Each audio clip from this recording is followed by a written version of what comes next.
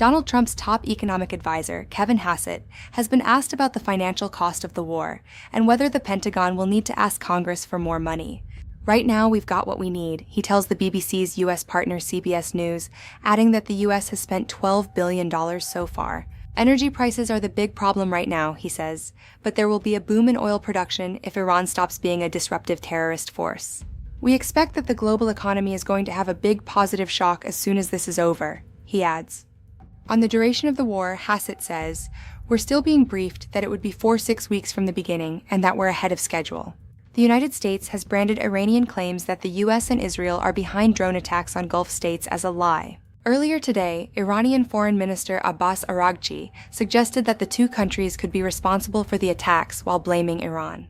Araghchi said the U.S. Lucas drone is a perfect match for the Iranian Shahed, potentially used to sabotage relations with Arab nations. The Lucas drone was used for the first time in combat, described by Admiral Brad Cooper as a Shahed drone made better, and fired right back at Iran. Responding to these claims, CENTCOM says Iran has launched thousands of drones and missiles at its neighbors. Connectivity on a key Iranian telecommunications network has collapsed, according to independent monitoring service NetBlocks. The government in Iran continues to impose a near-total internet blackout, and there has been virtually no connectivity for 16 days. The International Energy Agency says that oil will soon start flowing to global markets after announcing it would release 400 million barrels of oil. It says that stocks should be available immediately in Asia-Oceania, and from the end of March in the Americas and Europe. All 32 IEA members, including the UK and the US, agreed to the release on Wednesday to combat challenges unprecedented in scale.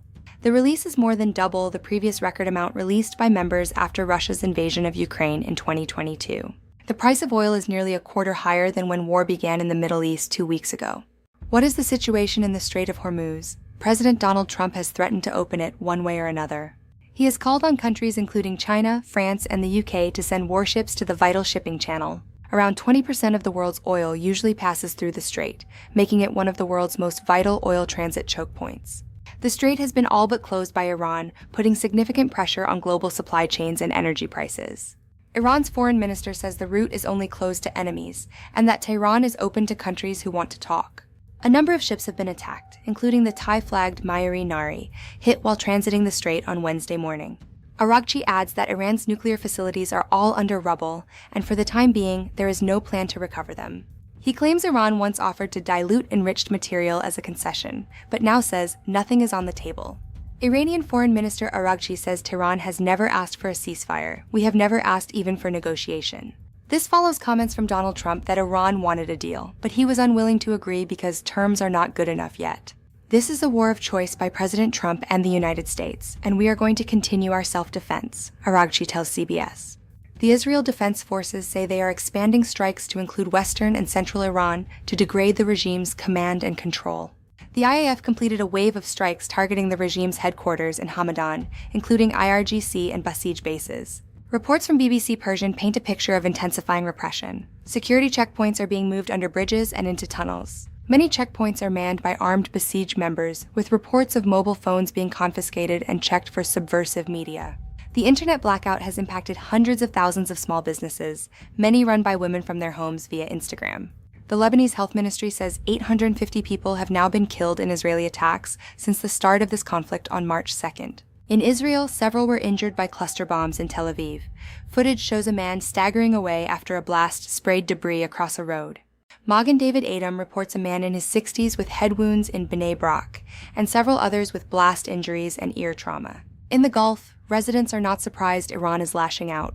One resident says it was predictable as the regime threatens the world economy. In Dubai, images of debris striking a luxury hotel and residential buildings have circulated as the UAE continues to intercept attacks. Operations at the port of Fujairah have restarted after a drone strike fire. The port is vital as it bypasses the Strait of Hormuz. Bahraini officials say 5 people have been arrested for passing sensitive information to the IRGC and recruiting terrorist elements. The UAE says it has intercepted 298 ballistic missiles and over 1,600 drones since the conflict began, resulting in 6 deaths so far. As the conflict escalates, the global economy and regional security hang in the balance. This is Frontline USA, and the conversation is just beginning.